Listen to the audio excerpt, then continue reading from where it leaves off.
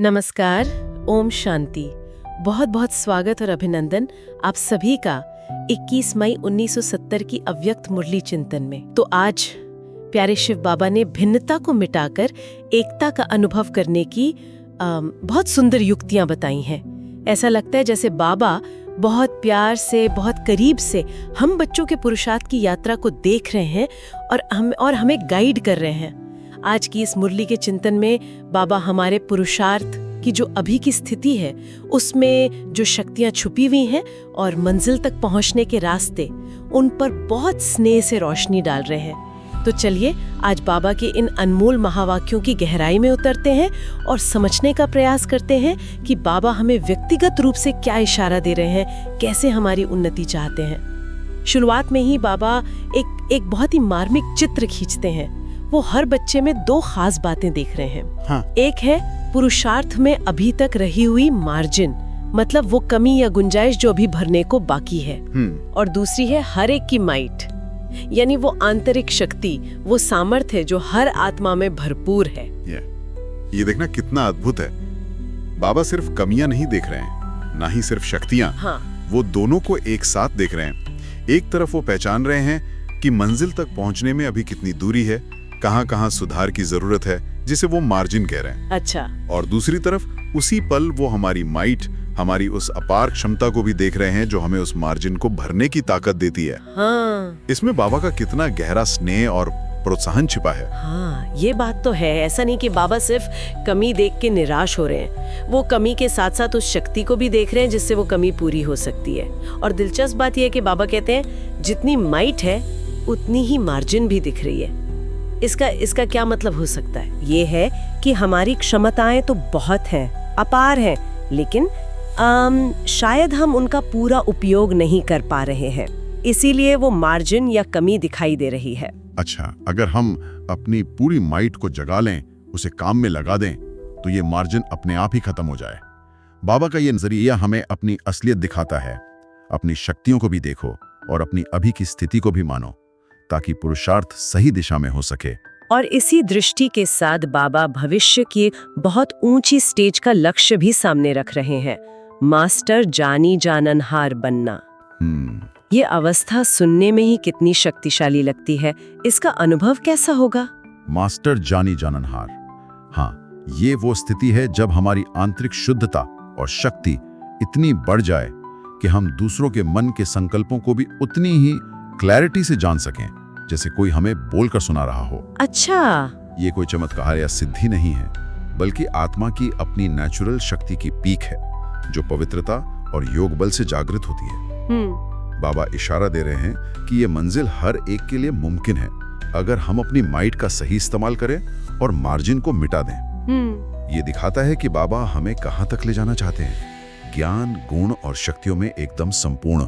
लेकिन बाबा ये भी देख रहे हैं कि अभी बच्चों के पुरुषार्थ में, उनकी प्राप्ति की स्थिति में थोड़ी भिन्नता है, फर्क है। हाँ। कोई मंजिल के काफी नजदीक पहुंच चुके हैं। हाँ। कोई अभी दूर से ही मंजिल को निहार रहे हैं। ये भिन्नता तो नजर आती ही है। बिल्कुल, ये भिन्नता तो स्वाभाविक है, क्योंकि हर आत्मा की अपनी यात्रा, अपने संस्कार, अपना पुरुषार्थ का बल अलग अलग है।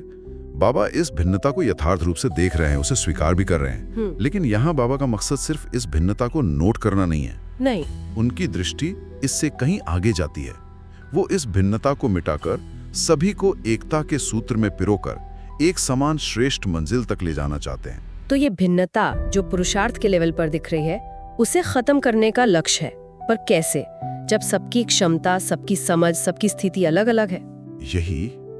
यही बाबा का अद्भुत मार्गदर्शन आता है। वो कहते हैं भिन्नता को देखते हुए भी उसमें एकता को देखो। अच्छा। मूल में सभी आत्माएं एक ही परमपिता के संतान हैं। सभी का लक्ष्य एक है। सभी के अंदर समान शक्तियां बीज रूप में हैं। इस अंदरूनी एकता को पहचानकर बाबा दो बहुत ही शक्तिशाली और प्रैक्टिकल साधन बताते हैं जिनसे ये बाहरी भिन्नता समाप्त हो सकती है। क्या है वो? इकनॉमी बनना और इकोनॉमी करना। इकोनॉमी और इकोनॉमी सुनने में सरल लगते हैं, लेकिन शायद इनमें बहुत गहराई छुपी है। पहले इकोनॉमी को थोड़ा समझते हैं। इसका क्या मतलब है? इकोनॉमी का अर्थ है हर स्थिति में, हर कर्म में, हर संकल्प में केवल एक बाप का नाम लेना। एक बाप की याद में रहना, एक बाप को ही सामने रखना, अपना मैंपन, अपना कर्तापन का जो भाव है ना, उसे पूरी तरह से मिटा देना। अच्छा। हर सफलता का क्रेडिट, हर शक्ति का सोर्स उस एक प्यारे बाबा को मानना। बाबा के शब्द कितने पावरफुल हैं।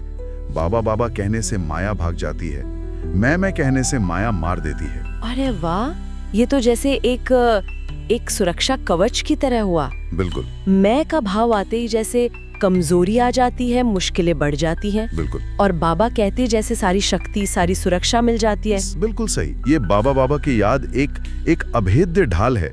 जब हम हर काम में, हर बातचीत में मन ही मन ये स्मृति रखते हैं कि करने कराने वाला बाबा है, शक्ति देने वाला बाबा है, तो मैं का जो छोटा सा अहंकार भी होता है ना, वो भी खत्म हो जाता है। फिर कोई भी विघ्न, चाहे वो परिस्थितियों का हो या अपने ही पुराने संस्कारों का, वो टिक नहीं पाता। बाबा कहते हैं किसी भी कार्य में अपनापन न लाओ, केवल एक का ही नाम हो। ये समर्पण की सबसे ऊंची स्टेज है। इस इकोनॉमी स्थिति में रहने से कर्मों का बोझ भी महसूस नहीं होता होगा शायद, क्योंकि कर्तापन का भाव ही नहीं रहा। निश्चित रूप से। जब कर्ता मैं नहीं बल्कि निमित्त भाव से बाबा की याद में कर्म होता है, तो वो कर्म योग बन जाता है। अच्छा। कर्म करते हुए भी मन हल्का और न्यारा रहता है। सफलता मिलती है तो अभिमान नहीं आता, असफलता मिलती है तो निराशा नहीं घेरती, क्योंकि सब कुछ उस एक पर अर्पण है। ये इकोनॉमी स्थिति ही भिन्नताओं को मिटाने का पहला और सबसे महत्वपूर्ण कदम है, क्योंकि जब सबका आधार ही एक हो गया तो भिन्नता कहाँ रहेगी। और दूसरा साधन बाबा ने बताया, इकोनॉमी करना। आमतौर पर इकोनॉमी मतलब पैसों की बचत समझते हैं लोग, लेकिन बाबा का इशारा किस तरफ है? बाबा यहाँ बहुत बड़ी और गहरी बात कर रहे हैं। ये सिर्फ स्थूल धन की बचत नहीं है, बल्कि उससे कई ज्यादा महत्वपूर्ण खजानों की बचत है। अच्छा, कौन से खजाने? बाबा मुख्य रूप से 3 खजानों की इकोनॉमी पर जोर देते हैं। संकल्पों की इकोनॉमी, समय की इकोनॉमी और ज्ञान के खजाने की इकोनॉमी। संकल्पों की इकोनॉमी, इसका मतलब व्यर्थ सोचने से बचना, जो हम फालतू सोचते रहते हैं। हाँ बिल्कुल। हमारे मन में दिन भर में हजारों संकल्प चलते हैं, उनमें से कितने व्यर्थ होते हैं, कितने नेगेटिव, कितने दूसरों के बारे में या बीती बातों के बारे में। संकल्प शक्ति का सबसे बड़ा खजाना है। इसकी इकोनॉमी का मतलब है व्यर्थ संकल्पों को स्टॉप लगाना, नेगेटिव संकल्पों को पॉजिटिव में बदलना और हर संकल्प को समर्थ, शक्तिशाली, स्व उन्नति या विश्व सेवा के प्रति लगाना। जब संकल्पों की बचत होती है तो मन शांत और शक्तिशाली बनता है। और समय की इकोनॉमी, ये तो हम सब अनुभव करते हैं कि समय कैसे हाथ से निकल जाता है। समय इस संगम युग का सबसे अनमोल खजाना है। एक एक सेकंड हीरे जैसा है। सही बात है। इसकी इकोनॉमी का अर्थ है अपने हर क्षण को सफल करना। व्यर्थ बातों में, व्यर्थ गपशप में, व्यर्थ घूमने फिरने में, व्यर्थ देखने सुनने में समय नष्ट ना करना। हर क्षण बाबा की याद में, ज्ञान चिंतन में, स्वपरिवर्तन में या सेवा में लगाना। समय की बचत करने वाला ही पुरुषार्थ में तेज गति से आगे बढ़ सकता है। और तीसरा खजाना है ज्ञान। ज्ञान की इकोनॉमी कैसे की जाए? ज्ञान तो कहते हैं बांटने से बढ़ता है। ज्ञान बांटने से बढ़ता है, ये सच है। लेकिन बाबा जिस इकोनॉमी की बात कर रहे हैं वो है ज्ञान को स्वरूप में लाने की इकोनॉमी। अच्छा, स्वरूप में लाना। हाँ, यानी जो ज्ञान हमने सुना है उसे केवल बुद्धि तक सीमित ना रखना, केवल दूसरों को सुनाने के लिए इस्तेमाल ना करना, बल्कि उसे अपने जीवन में धारण करना, अपने आचरण में लाना, अपने संस्कारों में परिवर्तन लाना।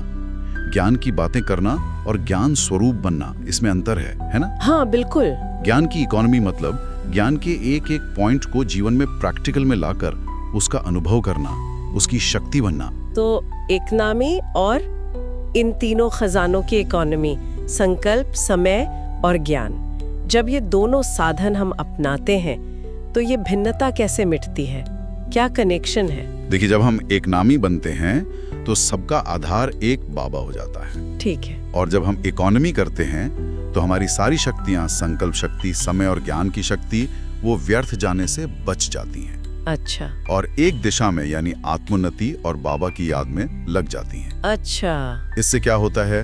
व्यर्थ संकल्पों का टकराव बंद हो जाता है, मनमुटाव खत्म हो जाते हैं, क्योंकि सबका फोकस स्व परिवर्तन पर आ जाता है। बाबा कहते हैं एक में समाने की शक्ति चाहिए। जब हम अपनी सारी एनर्जी को व्यर्थ से बचाकर उस एक में लगाते हैं तो सारी भिन्नताएं अपने आप ही उस एक में समा जाती हैं। वाह। पुरुषार्थ की जो अलग अलग स्पीड थी वो सब एक लय में आने लगती है। यही एकता का आधार है। बाबा पुरुषार्थ का जो ये तरीका है, इसे समझाने के लिए एक और बहुत सुंदर मिसाल देते हैं, पेड़ और फल की। हाँ, दी है। बाबा हमें याद दिलाते हैं कि हम आत्मा रूपी बीज तो अविनाशी हैं, श्रेष्ठ हैं। इस बीज को हमने ज्ञान की धारणा से, अच्छे संग रूपी पानी से, योग की शक्ति से सींचा है, पाला पोसा है। लेकिन अब केवल पालते रहने का समय नहीं है।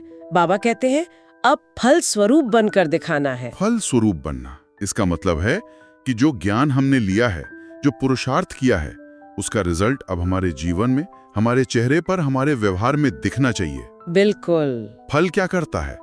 फल अपनी मिठास से, अपने गुणों से दूसरों को तृप्त करता है, संतुष्ट करता है। सही बात है। इसी तरह अब हमें अपने दिव्य गुणों से, अपनी शांति और पवित्रता की स्थिति से, अपने संतुष्ट और खुश चेहरे से दूसरों को प्रेरणा देनी है, उन्हें भी रूहानी सुख का अनुभव कराना है। ज्ञान अब केवल बातों में नहीं, बल्कि हमारे स्वरूप में झलकना चाहिए। जैसे पेड़ अपने फल से पहचाना जाता है, वैसे ही हम अपने श्रेष्ठ कर्मों और दिव्य स्थिति रूपी फल से पहचाने जाने चाहिए। ये वाकई पुरुषार्थ की एक ऊंची मंजिल है। केवल जानना या मानना नहीं, बल्कि बन जाना, ज्ञान का जीता जागता स्वरूप। हाँ, और बाबा ये भी याद दिलाते हैं कि बीज अविनाशी है, इसलिए फल भी श्रेष्ठ ही उत्पन्न होना चाहिए। अगर परवरिश में कोई कमी रह गई है तो उसे ठीक करके अब फलदायक बनना है। मुरली में आगे बढ़ते हुए बाबा एक और बहुत ही प्यारे गुण की ओर ध्यान खींचते हैं, सरलता। और सवाल पूछते हैं कि याद सरल किसको रहती है? और जवाब भी कितना सहज और गहरा है। बाबा कहते हैं जो स्वयं सरल होते हैं उन्हें याद भी सरल रहती है। अच्छा। अगर किसी को बाबा की याद मुश्किल लगती है, सहज योग का अनुभव नहीं होता, तो इसका कारण बाहर नहीं बल्कि अपने अंदर ढूंढना है। कहीं ना कहीं मन और बुद्धि में सरलता की कमी है, कोई उलझन है, कोई बोझ है। लेकिन ये सरलता आती कहाँ से है? सरल चित्त कैसे बने? क्या इसका मतलब है कि दुनियादारी की समझ ना हो, भोले बन जाएं? नहीं, बाबा की बताई हुई सरलता का मतलब भोलापन या अज्ञानता नहीं है। बाबा बताते हैं सरलता आती है स्पष्टता और सफाई से। स्पष्टता और सफाई? हाँ, जिनका मन साफ है, कोई कपट नहीं, कोई छिपाव नहीं, जिनकी बुद्धि स्पष्ट है, ज्ञान की बातों में कोई शक नहीं, कोई कंफ्यूजन नहीं, जो अंदर बाहर एक हैं। ऐसे साफ और स्पष्ट मन वाले ही सच्चे अर्थों में सरल होते हैं। और जिनका मन इतना सरल और हल्का होता है, वो बहुत आसानी से बिना किसी भारी कोशिश के प्यारे बाबा की याद में टिक सकते हैं। और इस सरलता का असर सिर्फ अपनी याद तक ही सीमित नहीं रहता है ना? बिल्कुल नहीं। बाबा आगे कहते हैं जो स्वयं सरल होते हैं वो दूसरों को भी सरल पुरुषार्थी बना सकते हैं। अच्छा। जैसे आप तैसे अपनी रचना। इसका मतलब है उनकी वाइब्रेशंस, उनका व्यवहार, उनकी बातें इतनी सहज और सरल होती हैं कि उनके संपर्क में आने वालों को भी पुरुषार्थ सरल लगने लगता है।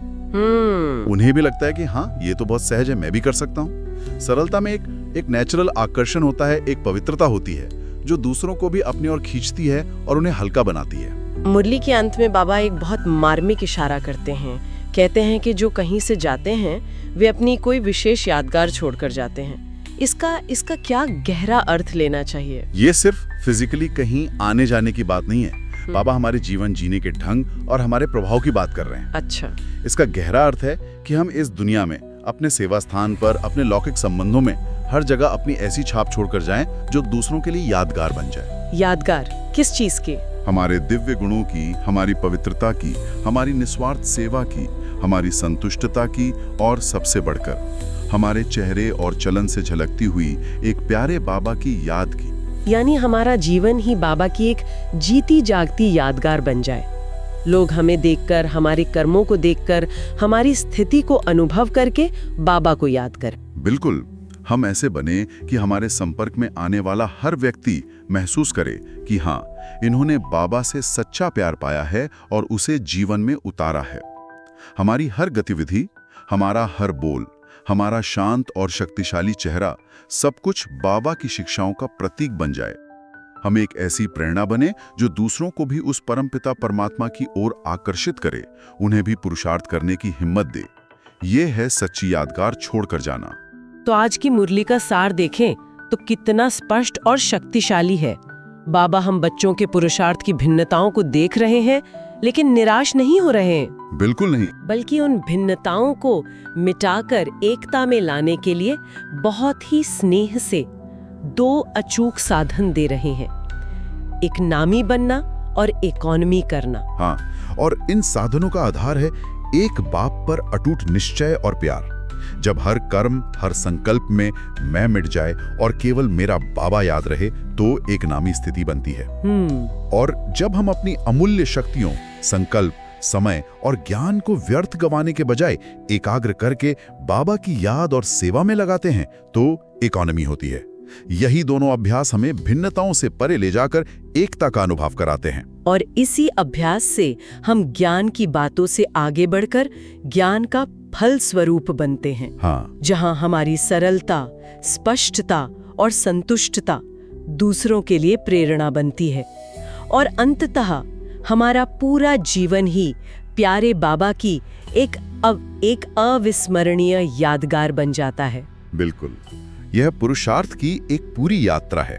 अपने मार्जिन को पहचानना, अपनी माइट को जगाना, एक नामी और इकोनॉमी द्वारा भिन्नताओं को मिटाना, फलस्वरूप बनना और अंत में एक यादगार छोड़कर जाना।